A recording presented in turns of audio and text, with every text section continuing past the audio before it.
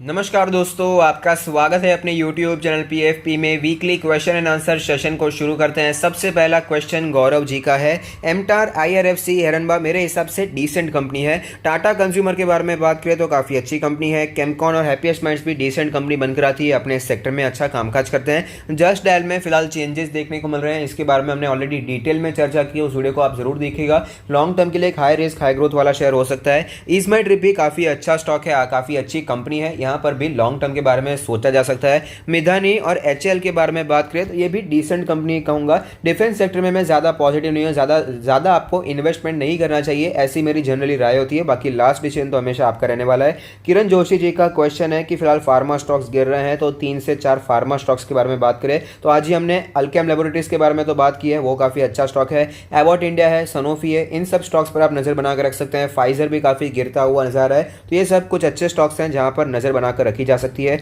अभिषेक जी का क्वेश्चन है, IRCTC ITC दोनों ही फ्यूचर में बोनस शेयर्स इशू कर सकते हैं, लेकिन करेंगे उसकी कोई गारंटी नहीं होती, ये कंपनी पर डिपेंड करता है। माइंडट्री और LTI दोनों ही लॉन्ग टर्म के लिए मुझे डिसेंट कंपनी दिखाई दे रही है, रीजनेबल कंपनीज है जहां पर आप इन्वेस्टमेंट कर सकते हैं। सुरेश जी का क्वेश्चन है, ITC में आगे आने वाले हफ्ते में हमें तेजी देखने को मिल सकती है, और ऑलरेडी थोड़ी बहुत तेजी तो शुरुआत भी हो चुकी है, क्योंकि फिलहाल ITC 200 के लेवल को लेता हुआ नजर आता है। वहां पर बहुत ही स्ट्रांगली उसने 3-4 बार सपोर्ट लिया है और वापस हमें ये ऊपर जाता हुआ नजर आया है, तो टेक्निकली स्ट्रेंथ यहां पर आ रही है।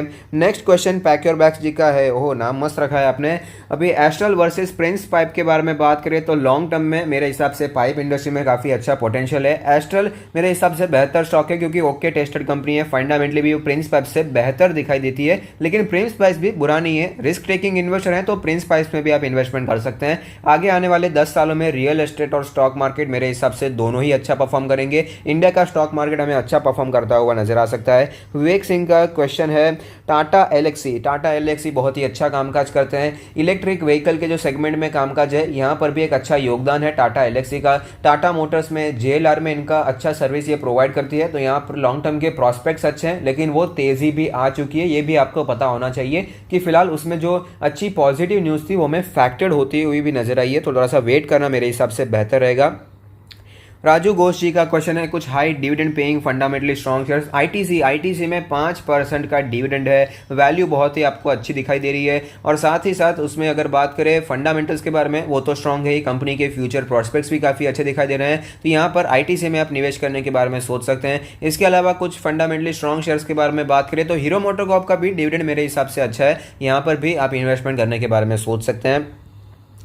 नेक्स्ट क्वेश्चन शिव प्रसाद जी का है, सेंट्रल बैंक और PNB में क्या करना चाहिए। मेरे हिसाब से PSU बैंक्स में इन्वेस्टमेंट करना इतना ज़्यादा फायदे कारक मेरे हिसाब से नहीं है। डाइवेस्टमेंट की न्यूज़ आती है, चढ़ जाते हैं, बाकी आप देख सकते हैं बैंक ऑफ बड़ौदा, आप देखिए कितना गिर गया है, 100 रुपीज़ के प्राइस से 70 तक आ गया है, देखते ही देखते 30% का करेक्शन। PNB में भी कुछ वही हालत हमें दिखाई दे रही है, तो ऐसी सिचुएशन में ये शॉर्ट टर्म के लिए अच्छे हैं, बाकी ज़्यादा आपको लॉन्ग यहाँ पर नहीं रहना चाहिए। अगर आप रहना चाहते ही हैं तो SBI में रह सकते हैं, लेकिन वहाँ पर भी खरीदारी का समय होता है। हमने $150 के प्राइस पर उसे खरीदा था, उसके बाद शानदार तेजी हमें देखने को मिली। 300-350 के रेंज में प्रॉफिट बुकिंग कर लेना होता है। तो जो PSU बैंक से गवर्नमेंट बदलती है, रिफॉर्म्स बदलते हैं, तो सिचुएशन बदल जाती है, इसलिए ज्यादा लॉन्ग टर्म के लिए रहना मैं आपको सजेस्ट नहीं करूंगा। सुशील जी का क्वेश्चन है, क्या विनाती ऑर्गेनिक्स, आरती इंडस्ट्री, नवीन फ्लोरिन, एशियन पेंट्स और पिडीलाइट से बेटर है। तो मेरे हिसाब से एशियन पेंट्स और पिडीलाइट को कंपेयर करने वाली कोई कंपनी नहीं है, क्योंकि जाइंट कंपनी है, दोनों अपने अपने सेक्टर में मार्केट लीडर है, और एक्चुअली दोनों थोड़ा सा एक ही सेक्टर में कामकाज करते हैं। हालांकि पेंट अलग हो गया, ग्लू अलग हो गया, लेकिन रियल एस्टेट से जुड़ा हुआ कामकाज है, क्रूड ऑयल से इनका प्रोडक्ट्स बनता है, लेकिन कामकाज जोरदार है। इनका जो प्रोडक्ट पोर्टफोलियो है वो जोरदार है, इनका एडवर्टाइजमेंट का कैंपेन भी मुझे पर्सनली बहुत ही अच्छा लगता है, और साथ ही साथ मार्केट लीडर पोजीशन है, तो यहाँ पर बहुत डिफरेंस है, काम में भी, बिजनेस में भी बहुत डिफरेंस है। रवि ठक्कर जी का क्वेश्चन है कि पी रेशियो अगर देखना है तो कौन सी वेबसाइट पे ज़्यादा बेहतर रहेगा। मेरे हिसाब से मनी कंट्रोल पे काफ़ी अच्छा है। मनी कंट्रोल पे आपको स्टैंड अलोन भी दिखाई देता है और कंसोलिडेटेड भी दिखाई देता है, तो मनी कंट्रोल की वेबसाइट पे आप चेक कर सकते हैं, उसके ऐप पे चेक कर सकते हैं। नेक्स्ट क्वेश्चन शाम जी का है, मॉनसून के लिए कोई स्टॉक बताइए। मेरे हिसाब से ऐसा monsoon stock, Diwali special stock, new year special stock, Christmas special stocks, ऐसे में मैं विश्वास नहीं करता। ये शॉर्ट टर्म के लिए आपको तेज़ी ज़रूर देते हैं, उसमें कोई डाउट नहीं है। अभी दिवाली होती है तो क्या गाड़ियों के जो सारे स्टॉक्स हैं हमें थोड़े से शॉर्ट टर्म में तेज़ होते हुए नजर आते हैं, लेकिन वो वापस तेज़ी चली भी जाती है। तो इसमें कुछ आपको मानसून के लिए, विंटर के लिए खरीदारी कर रही ऐसी कुछ ज़रूरी नहीं है। अभी समर आ रहा है तो अभी फिलहाल जो भी एसी वाले स्टॉक्स हैं, सिम्फनी में कितनी तेज़ी देखने को मिली, लेकिन अभी खरीद कर कोई मतलब नहीं है। हमने जब ऑलरेडी 850 के प्राइस पर वैल्यू बाय किया था तभी खरीदना चाहिए। तो इसमें स्पेशली मॉनसून के लिए खरीदना मेरे हिसाब से इतना बेहतर नहीं है।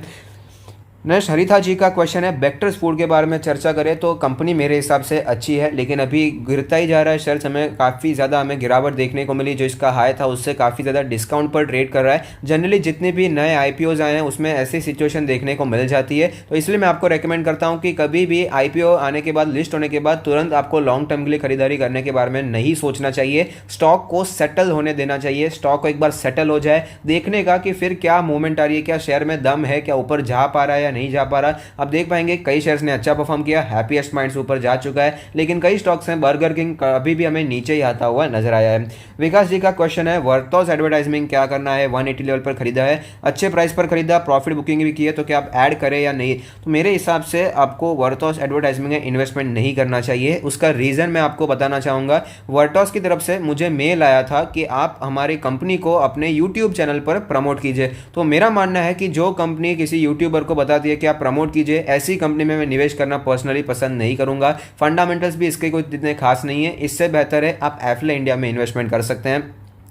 राजा जी का क्वेश्चन है, नेस्को में क्या करें। नेस्को मेरे हिसाब से बहुत ही बेहतरीन, अगर आपका विजन लॉन्ग टर्म का है, 5 साल, 10 साल, 15 साल का है, तो नेस्को एक अच्छी स्मॉल कैप कंपनी है जो कि आगे जाकर हमें मिड कैप में, लार्ज कैप में कन्वर्ट होती हुई नजर आ सकती है। ये मेरा पर्सनल व्यू है। स्मॉल कैप के जितने भी स्टॉक्स हैं वहां पर मुझे स्मॉल कैप, मिड कैप में नेस्को है, सिस है, पॉलीकैब है, ये कुछ स्टॉक्स है जो कि मुझे बहुत ही पसंद आते हैं, जहां पर मैं निवेश करना बहुत ही पसंद करता हूँ।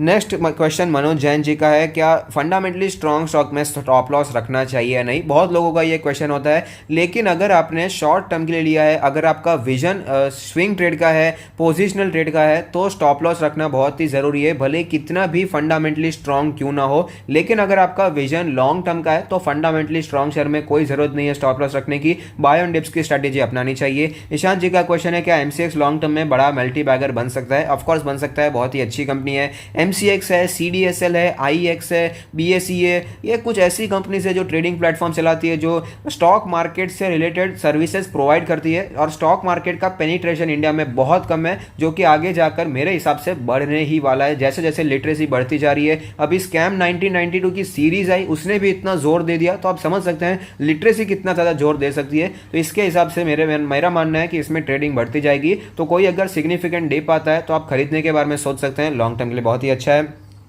केवल जी का क्वेश्चन है, अभी एचडीएफसी लेकर रखा है तो क्या एचडीएफसी बैंक ले या कोटक महिंद्रा बैंक ले। तो ये कंफ्यूजन बहुत लोगों को होता है, लेकिन मेरे हिसाब से कोई प्रॉब्लम तो नहीं आनी चाहिए। एचडीएफसी लिमिटेड भी अच्छा है, एचडीएफसी बैंक भी अच्छा है, फंडामेंटली स्ट्रांग है तो खरीद सकते हैं। अब कोटक महिंद्रा बैंक खरीदना चाहें तो भी कोई प्रॉब्लम नहीं है। एचडीएफसी बैंक के बराबर ही अच्छा काम करता हुआ हमें नजर आता है, बहुत ही अच्छे इसके फंडामेंटल रेशियोज हमें दिखा देते हैं, तो उसे भी अगर आप खरीद रहे हैं तो भी कोई टेंशन वाली बात बिल्कुल भी नहीं है।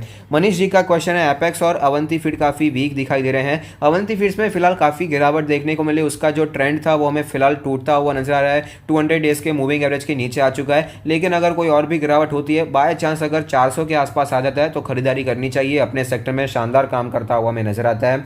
नेक्स्ट क्वेश्चन सौरभ जी का है, एसबीआई कैप्स में आपका अकाउंट है, ज़ीरोधा पे शिफ्ट होना चाहते हैं तो क्या करना चाहिए। कर सकते हैं मेरे हिसाब से। देखिए, इसमें आपको डिस्काउंट ब्रोकरेज होता है, और अगर आप हमारे रेफरल आईडी से अकाउंट खोलते हैं तो क्या नहीं, हम कोई आपको रेफरल आईडी देते ही नहीं है जिससे आप अकाउंट खोल सकते हैं, तो आप अपने हिसाब से ज़रूरत में अकाउंट खोल सकते हैं। मेरे हिसाब से अच्छा प्लेटफॉर्म है जहां पर आप ट्रेडिंग कर सकते हैं, उसके चार्ट्स भी काफ़ी इजी टू रीड होते हैं।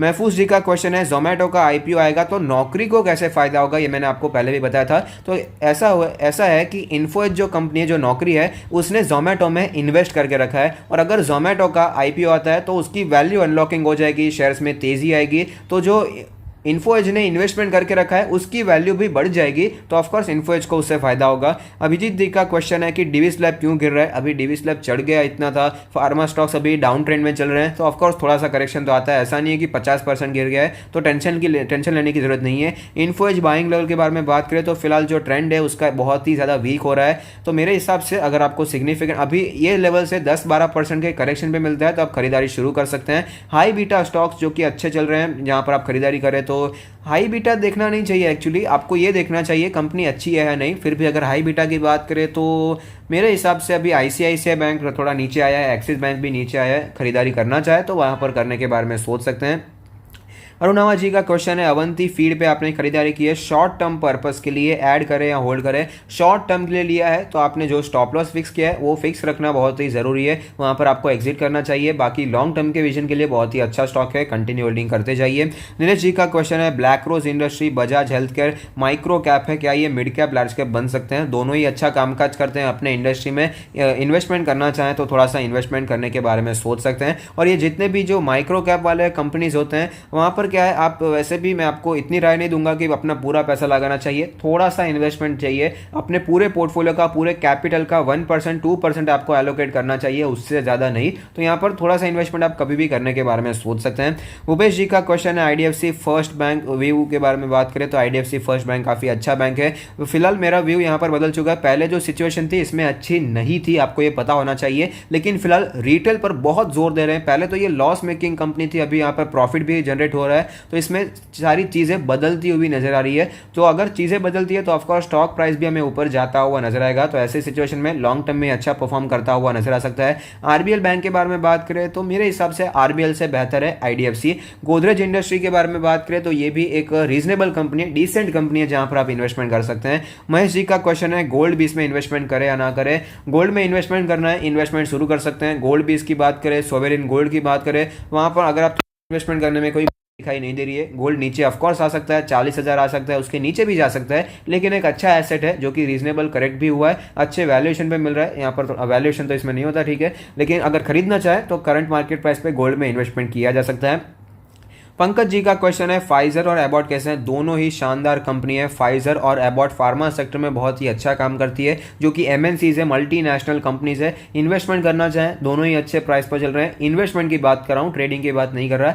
इन्वेस्टमेंट के लिए दोनों ही फिलहाल अच्छे प्राइस पर चल रहे हैं, खरीदना चाहे खरीद सकते हैं। रमेश जी का क्वेश्चन है अशोक लेलैंड में आपने शॉर्ट टर्म के लिए खरीदा है, तो आपने अभी फिलहाल तो हमें नीचे आता हुआ नजर आया है, तो आपके जो आपने जो स्टॉप लॉस रखा है उसे फिक्स रखिएगा, क्योंकि अभी इतने शेयर्स चढ़ गए हैं ये सब, अशोक लेलैंड, टाटा मोटर्स, इसमें से अगर करेक्शन हो भी जाता है 10-15-20% का करेक्शन हो भी जाता है तो भी कोई बड़ी बात नहीं होगी। अभिषेक जी का क्वेश्चन है हैवेल्स वर्सेस पॉलीकैब कौन सा खरीदना चाहिए। दोनों ही अच्छी कंपनीज है। एस्टैब्लिश्ड कंपनी के पास जाना है तो हैवेल्स में जाइए, अगर थोड़ा सा रिस्क आपके पास ज्यादा लेने की क्षमता है तो पॉलीकैब एक बेहतर चॉइस है। Astral versus APL Apollo tubes, मेरे हिसाब से एस्ट्रल काफी अच्छी कंपनी है, लेकिन अपोलो ट्यूब्स भी काफी अच्छा कामकाज करता है। यहाँ पर मैं भी थोड़ा सा कंफ्यूज हूँ, लेकिन इन्वेस्टमेंट आप दोनों में करने के बारे में सोच सकते हैं। एस्ट्रल मेरे हिसाब से बेहतर रहेगा। अगर एक ही चूज करना है तो मैं एस्ट्रल चूज करना ज्यादा पसंद करूंगा। आरती ड्रग्स के बायबैक में पार्टिसिपेट करना है या नहीं करना, अगर आप करना चाहें, शॉर्ट टर्म का व्यू है तो करने के बारे में सोच सकते हैं। लॉन्ग टर्म के लिए कंपनी बुरी नहीं है, फिर भी अगर आपका वेटेज ज्यादा है तो आपको ऑफकोर्स आपको पार्टिसिपेट करना चाहिए।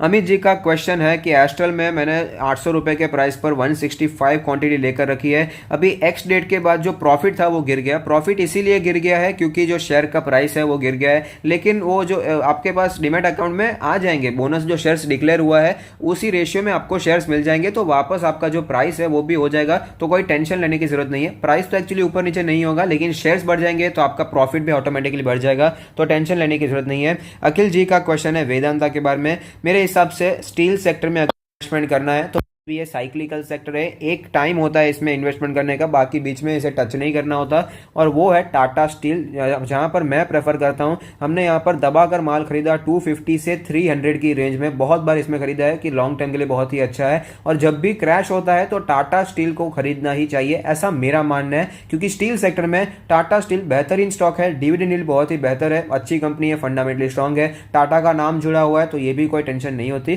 तो यहां पर आप इन्वेस्टमेंट कर सकते हैं। लेकिन कब तब जब क्रैश होता है। उसके अलावा मैं पर्सनली इन सब स्टॉक्स में निवेश नहीं करता, जब क्रैश होता है तभी खरीदता हूं, बाकी जब ऊपर जाते हैं पैसे डबल हो जाते हैं तो निकल जाना ही बेहतर होता है। संदीप जी का क्वेश्चन है अबाउट कितना समय तक कंसोलिडेट कर सकता है। फिलहाल देखिए ऑलरेडी काफी ज्यादा कंसोलिडेशन हो चुका है, तो यहां पर एक्सपेक्ट कर सकते हैं कि अभी जल्दी कंसोलिडेशन चला जाएगा, लेकिन अब रिजल्ट्स पे भी है, रिजल्ट्स कैसे आते हैं क्वार्टर 4 के रिजल्ट्स वो भी काफी ज्यादा इंपॉर्टेंट रहने वाले हैं। लेकिन अगर आप एक लॉन्ग टर्म के इन्वेस्टर्स हैं तो आपको कंटिन्यूसली इस पर वॉच रखनी चाहिए और आपको एडिंग के बारे में सोचना चाहिए। स्टॉक बहुत ही अच्छा है फंडामेंटली। उज्जवल जी का क्वेश्चन है IOLCP अवंती फीड के बारे में बात करें, दोनों ही फिलहाल हमें वीक होते हुए नजर आए हैं, तो यहाँ पर अगर आप एक लॉन्ग टर्म के इन्वेस्टर्स हैं तो आप नजर बनाकर रख सकते हैं, वरना शॉर्ट टर्म के लिए थोड़ा सा अवॉइड करें तो बेहतर रहेगा। मिथुन जी का क्वेश्चन है IEX में क्या करें, क्या ये स्टॉक लॉन्ग टर्म के लिए अच्छा है। ऑफकोर्स अच्छा है, हमने चर्चा भी की। MCX IEX जो भी CDSL BSE ये जो stock market related service provide करते हैं ये सब अच्छा परफॉर्म करते हुए नजर आ सकते हैं आगे आने वाले 20-25 सालों में, क्योंकि जो पेनिट्रेशन है अभी थोड़ी देर में नहीं बढ़ने वाला। अभी 2-3% लोग इन्वेस्ट करते हैं, ये 10 होने में टाइम लगेगा, 15 होने में टाइम लगेगा, तो वो अगर आपके पास पेशेंस है तो आपको इसमें इन्वेस्ट करना चाहिए। सिद्धार्थ जी का क्वेश्चन है सिस में अवंती फीड्स में लॉस हो रहा है तो क्या करना चाहिए, क्या अप्रोच रखना चाहिए। आप 1 साल के लिए इन्वेस्ट कर सकते हैं। मेरा मानना है सिस बेहतरीन कंपनी है। जब भी आप देखेंगे तो आप पुरानी जो नई कंपनीज है अच्छा मल्टी बैगर बन चुकी है, लेकिन पहले के चार्ट्स देखिए आपको पता चलेगा वो एक टाइम पे इललिक्विड हुआ करते थे। तो सिस की भी हालत यही है, अभी शेयर्स हमें इललिक्विड दिखाई दे रहे हैं, ज्यादा मूवमेंट स्टॉक्स में जल्दी नहीं आती है। स्टॉक्स हमें रोज एक ही रेंज पर ट्रेड करता हुआ नजर आता है, लेकिन इन्वेस्टमेंट के लिए बहुत ही बेहतर स्टॉक है। अभी आपका व्यू 1 साल का है तो आपको बायबैक में पार्टिसिपेट करना चाहिए और प्रॉफिट बुकिंग कर लेनी चाहिए।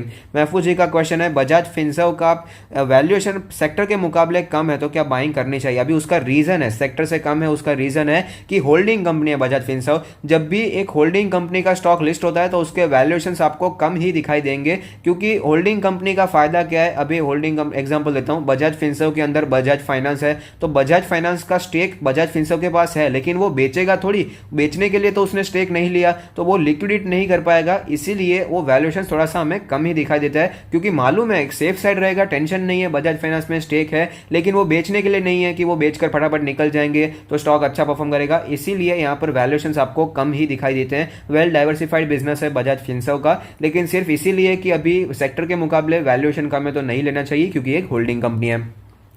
नेक्स्ट क्वेश्चन इशू जी का है ऑप्शंस में रेगुलर इनकम के लिए क्या करना चाहिए। ऑप्शन सेलिंग एक बहुत ही बेहतरीन टूल है जिससे आप अच्छा रेगुलर इनकम बना सकते हैं। उसमें भी अगर आपके पास पूरे लॉट के शेयर्स हैं तो जो कवर्ड कॉल स्ट्रेटेजी बताई जाती है वो भी काफ़ी अच्छी है, जहां पर आप अच्छा रेगुलर इनकम बढ़ा सकते हैं। रोहित जी का क्वेश्चन है फाइन ऑर्गेनिक्स क्यों गिर रहा है। अभी फाइन ऑर्गेनिक्स में क्या है, बहुत ही ज़्यादा वैल्यूएशन ऊपर हो चुका था, स्टॉक में जो तेज़ी आई थी उससे तो वैल्यूएशन और भी बढ़ गया था, तो इसीलिए करेक्शन हमें देखने को मिल रहा है। और अभी तो क्या था, तेज़ी ही ज़्यादा आ गई थी, करेक्शन तो होना ही था, और इसका जो एवरेज होता है, हर एक एवरेज होता है, एक ही ट्रेंड पे स्टॉक हमें ऊपर नीचे होता हुआ नजर आता है, तो अभी तो वो उस ट्रेंड पर नजदीक आता हुआ नजर आया है। तो बाकी कोई मेजर फंडामेंटल रीजन है ऐसा मुझे नहीं लगता।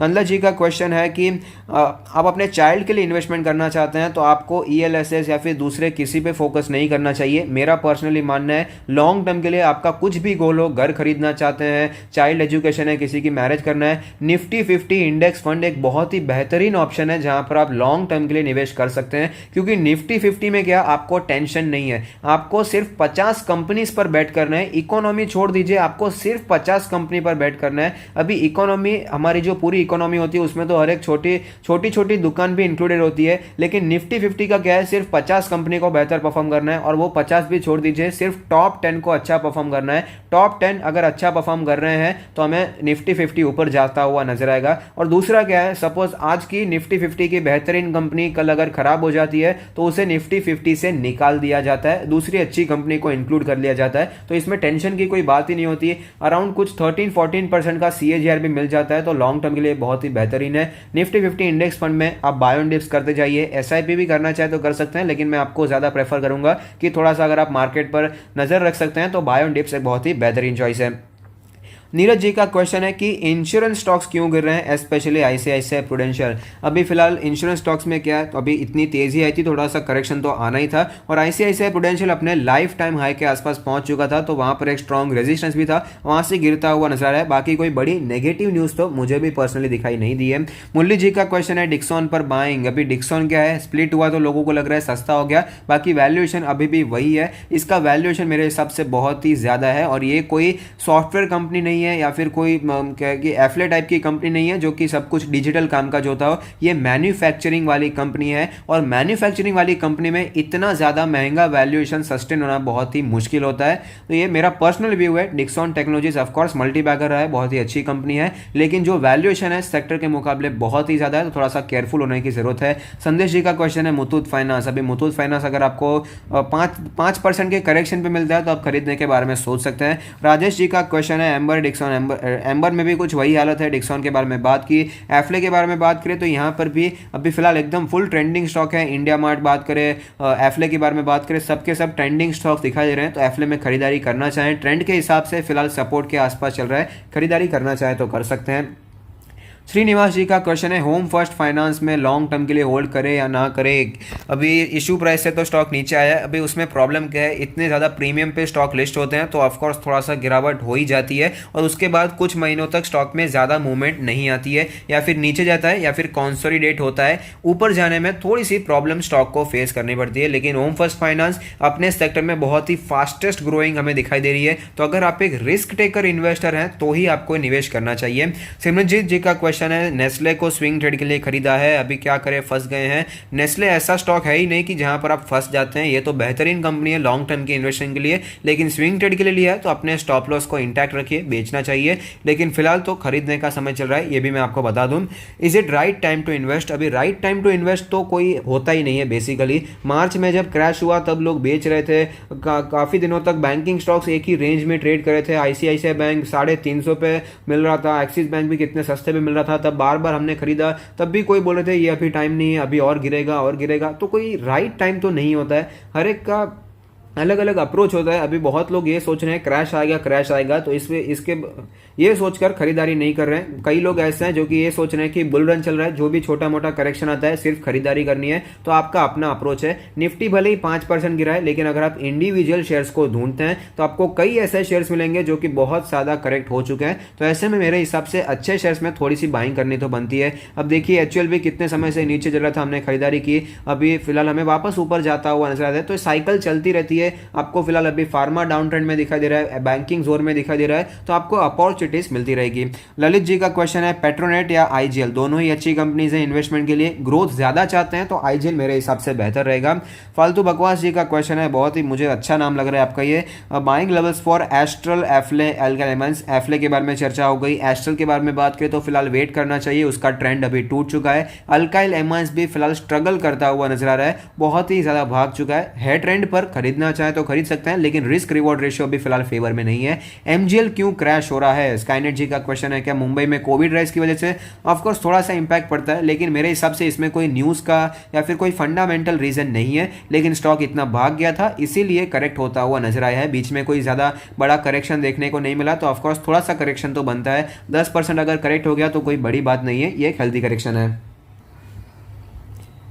नेक्स्ट क्वेश्चन समीर पाल जी का है, आईसीआईसीआई लोम्बार्ड का आपका क्या मानना है? मेरा मानना है बहुत ही अच्छी कंपनी है, ग्रोथ पोटेंशियल बहुत ही ज्यादा है। जब से इसने मर्जर हुआ भारतीय एक्सए के साथ, तब से हम इसे कवर कर रहे हैं, इसमें आप खरीदारी कर सकते हैं। जनरल इंश्योरेंस में बहुत ही अच्छा कामकाज करते हैं, प्राइवेट इंश्योरेंस में प्राइवेट जो प्लेयर्स हैं इस सेक्टर में, इसमें हमने टॉप कंपनी दिखाई देती है, यहाँ पर आप इन्वेस्टमेंट कर सकते हैं। और फिलहाल लास्टली हमने यहाँ पर जब इन्वेस्टमेंट किया था बजट के जस्ट पहले जो गिरावट हुई थी उसमें ये स्टॉक बहुत ही नीचे आ गया था, तो यहाँ पर हमने खरीदारी की थी। फिलहाल स्टॉक हमें उससे 5-10% ही ऊपर मिल रहा है, तो अगर आप खरीदना चाहें, लॉन्ग टर्म का विजन है, तो अगर आपको 1350-1400 की रेंज में दिखाई देता है तो बहुत ही अच्छा स्टॉक है। जयेश जी का क्वेश्चन है, आपने कुछ स्टॉक्स अच्छे प्राइस पर खरीद कर रखे हैं, आपने एल&टी या फेडरल बैंक काफी अच्छे प्राइस पर खरीद कर रखे हैं, प्रॉफिट बुक करना चाहते हैं या नहीं, मार्केट गिर रही है। अगर आपका विजन लॉन्ग टर्म का है तो मेरे हिसाब से कंटिन्यू होल्डिंग करना चाहिए, डरने की जरूरत मुझे पर्सनली दिखाई नहीं दे रही है। जो कंपनीज आपने सिलेक्ट की हैं अच्छी है, लॉन्ग टर्म का विजन कंटिन्यू होल्डिंग, लेकिन शॉर्ट टर्म का विजन तो आप यहां पर प्रॉफिट बुकिंग के बारे में सोच सकते हैं,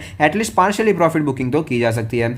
राकेश जी का क्वेश्चन है कि फिलहाल मार्केट नीचे आ रही है, आपने ज़्यादातर अमाउंट इन्वेस्ट कर लिया है, ज़्यादा पैसे आपके पास बचे नहीं है, तो 15 लाख तो आपने ऑलरेडी निफ्टी 50 जब 9,000 पे था तब आपने इन्वेस्ट किया था, तो आपको डरने की ज़रूरत नहीं है। भले ही आपके पास पैसे नहीं है, लेकिन आपने ऐसा तो नहीं कि नीचे के प्राइस पर इन्वेस्ट किया ही नहीं, आपने इन्वेस्ट किया, आप अभी अच्छे प्रॉफिट पर भी हैं। सपोज आपने निफ्टी 50 के इंडेक्स फंड में इन्वेस्ट किया होता तो भी आपको ऑलमोस्ट 50% का प्रॉफिट मिल रहा है, तो कोई डरने की बात नहीं है। अभी आप लॉन्ग टर्म के लिए कंटिन्यू कीजिए। और अगर आपके पास कोई जो भी आपका कैश फ्लो है, जो भी आप बिजनेस करते हैं, जॉब करते हैं, आपके पास जो सैलरी आती है, प्रॉफिट्स आते हैं, उसके हिसाब से आप टाइम टू टाइम थोड़ा थोड़ा इन्वेस्टमेंट मार्केट में करने के बारे में सोच सकते हैं। लेकिन जो लमसम इन्वेस्टमेंट आपने 15 लाख का 9,000 पे किया, वैसा सेम लमसम इन्वेस्टमेंट फिलहाल करना मेरे हिसाब से थोड़ा सा रिस्की रहेगा। बाकी हमेशा आपकी मर्जी लास्ट रहेगी, आपका डिसीजन ही सबसे ज़्यादा ऊपर रहने वाला है। तो अगर आपको ये वीडियो पसंद आता है तो लाइक कीजिए, शेयर कीजिए, कमेंट कीजिए, सब्सक्राइब कीजिए और मुझे मोटिवेट कीजिए। Thank you, stay happy, happy investing.